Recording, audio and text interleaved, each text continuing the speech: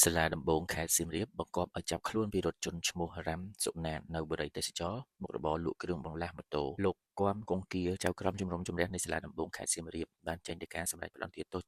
ជនជាប់ចោទឈ្មោះរ៉ាំសុណាតភេទប្រុសមានថ្ងៃខែខែកំណើតនៅថ្ងៃទី10ខែមិថុនាឆ្នាំ1988កើតនៅក្នុងភូមិអូពលឃុំដំណាក់កន្ទួតខាងជើងស្រុកកំពង់ត្រាចខេត្តកំពតទីលំនៅបច្ចុប្បន្ននៅផ្ទះលេខ C24 ក្នុងបរិយាទេសចរភូមិគោកត្នោតឃុំ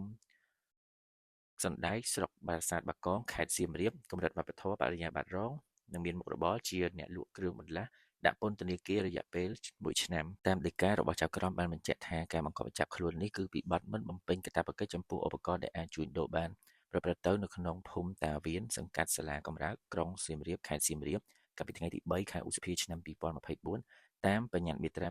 231នៃច្បាប់ស្តីពីឧបករណ៍ដែលអាចជួញដូរបាននិងប្រតិបត្តិការទូទាត់សងប្រាក់ដីកានេះសម្រាប់មួយបង្គាប់ឲ្យមន្ត្រីនគរបាលយុត្តិធម៌មានសមត្ថកិច្ចឲ្យចាប់ខ្លួនពិរុទ្ធជនឈ្មោះរ៉ាមសុណាតដែលមានអត្តសញ្ញាណ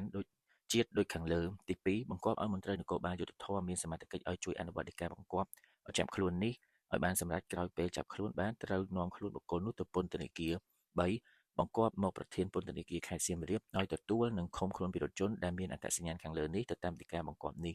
សូមជម្រាបបញ្ជាក់ថាសំណុំរឿងនេះអនុវត្តចាប់ខ្លួនដោយកងកម្លាំងរាជអាវុធហត្ថខេត្តសៀមរាបនៅថ្ងៃទី16ខែឧសភា